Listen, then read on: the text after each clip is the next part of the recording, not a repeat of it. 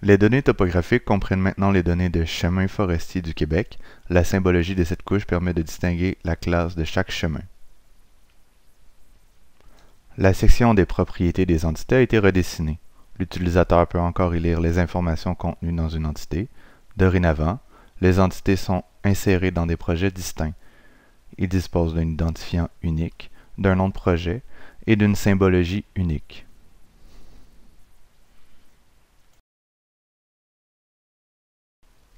De nouveaux outils font leur apparition.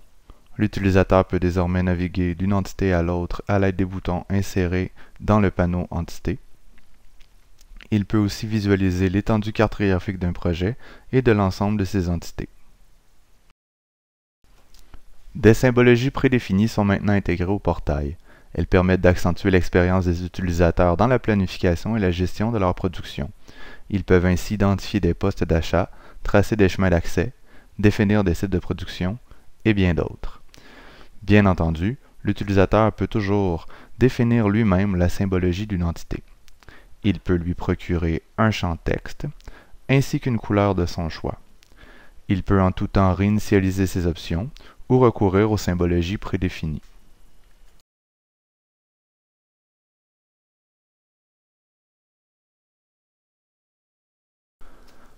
L'utilisateur peut exporter les entités qu'il a créées sur son poste de travail. Pour ce faire, il doit sélectionner le format de données et le système de référencement spatial approprié. Ici, nous exportons nos données au format KML et les réemployons dans le système d'information géographique Google Earth.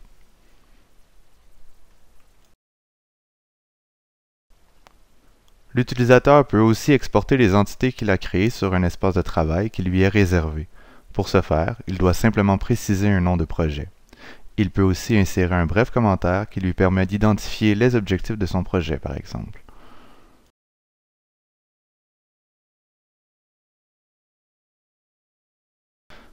Une fois le projet créé, une notice apparaît dans le haut de la fenêtre du portail. L'utilisateur peut charger son projet dans la section appropriée.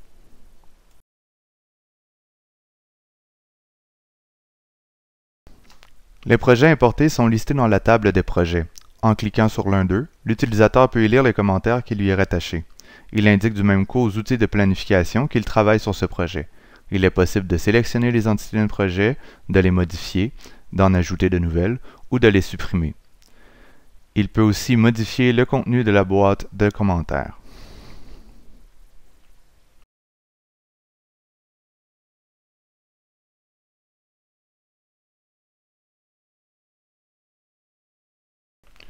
Une fois terminé, l'utilisateur n'a qu'à enregistrer les modifications apportées à un projet et le retirer de la liste des projets.